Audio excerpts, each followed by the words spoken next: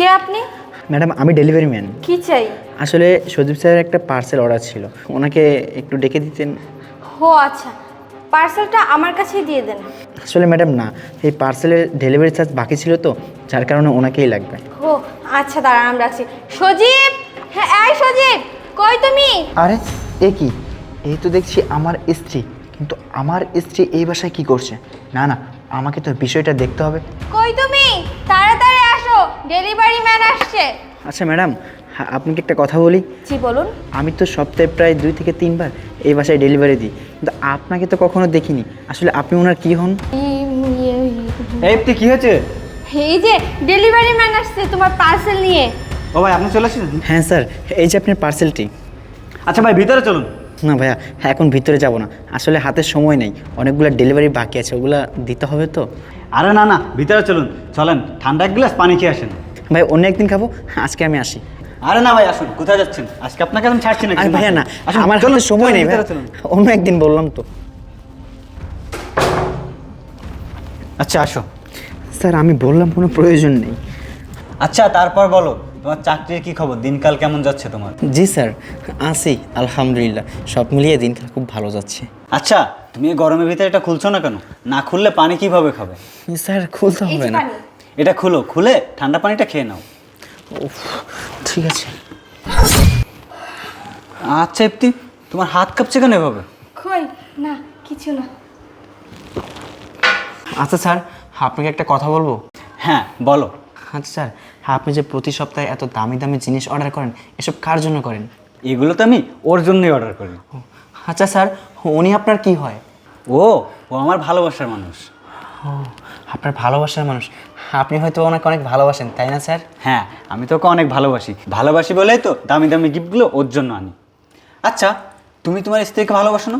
Sir আমিও আপনার মতো এরকম আমার স্ত্রীকে অনেক ভালোবাসতাম, আমার জীবনের থেকেও বেশি ভালোবাসতাম আমি আমার স্ত্রীকে, কিন্তু স্যার এখন থেকে আর ভালোবাসি না। কিন্তু কেন কেন ভালোবাসো না? কেন স্যার ভালোবাসি না? কারণ এই জন্যই যে আমার স্ত্রী এখন থেকে আর আমার নেই, আমার স্ত্রী এখন থেকে অন্য কারো হয়ে গেছে। কথায় আছে না স্যার, যে মানুষটা একবার বিরিয়ানি খেয়ে বিরিয়ানির স্বাদ পেয়ে যায়, সে কখনো ডাল ভাতের স্বাদ আর বোঝে না। তো স্যার এত কথা বলতেছেন, আমি এখন আসি। আচ্ছা তুমি টাকা নেবে না তোমার? ও, আমি তো ভুলেই গিয়েছিলাম স্যার। ঠিক আছে, আপনি আমার টাকাগুলো দিয়ে দেন। এই না তোমার 1000 টাকা, আর এই 500 টাকা তোমার টিপস। আচ্ছা ধন্যবাদ স্যার।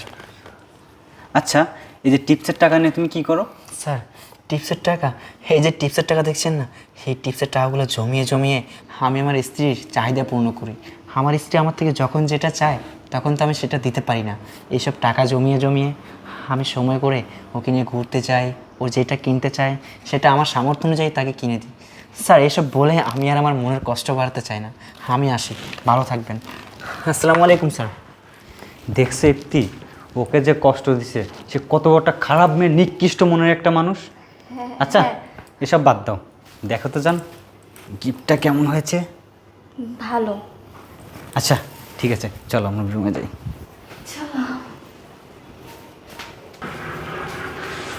ইফতি তুমি এখানে কেন আসছো? আশিক, সরি, আমার ভুল হয়ে গেছে, আমি বুঝতে পারি। এই কি বললা তুমি? তুমি বুঝতে পারোনি? আরে এত বড় একটা অন্যায় করে বলতেছো তুমি বুঝতে পারোনি? আরে ইফতি, তুমি এত তাড়াতাড়ি কীভাবে ভুলে গেলে যে আমি মানুষটা তোমার জন্য কি করিনি আর কি করেছি? আরে তুমি আমার থেকে যখন যেটা চাইতা আমি তখন সেটাই তোমাকে এনে দিতাম। তুমি আমাকে বলতা আশিক আজকে আমার এটা লাগবে ওটা লাগবে, দামি শাড়ি লাগবে, দামি ফোন লাগবে, যখন যেটা মুখ দিয়ে বের করতা আমি তোমাকে তখন সেটাই এনে দিতাম। আমার জীবনের উপর পার করে হলেও না আমি তোমার চাহিদা পূর্ণ করেছি, আর শেষ পর্যন্ত তুমি কি না আমার বিশ্বাস নিয়ে খেললা, আমার মন নিয়ে খেললা। আর শেষ পর্যন্ত তুমি কি না আমার বিশ্বাস নিয়ে খেললা, আমার মন নিয়ে খেললা, আমার খেয়ে আমার পরে আমাকে পিছন থেকে ছুরি মারলা। জানো ইফতি, আমাকে পাশের ফ্ল্যাটের আলামিন ভাই সে আমাকে বারবার করে বলেছিল যে তোমার নাকি চরিত্রের সমস্যা আছে, কিন্তু বিশ্বাস করো আমি কখনো বিশ্বাস করিনি, আল্লাহর কসম খেয়ে বলছি আমি কখনো বিশ্বাস করিনি। আরে কেনই বা বিশ্বাস করব? আমি তো তোমাকে অন্ধের মতো ভালোবাসি, অন্ধের মতো বিশ্বাস করি, আর তুমি এত তাড়াতাড়ি ভুলে গেলা যে আমি মানুষটা তোমার জন্য কি করিনি। আরে আমি মানুষটা নিজেকে কখনো মানুষ মনে করিনি, আমি নিজেকে একটা ইঞ্জিন মনে করেছি। এই ইঞ্জিনে যতটুকু তেল দেওয়া যায় না ইফতি, এই ইঞ্জিনটা ঠিক ততটুকুই চলে। আরে তুমি তো ছিলে তোমার সৎ মার ঘরে, ঠিকমতো খেতে পারতে না, ঠিকমতো পড়তে পারতে না।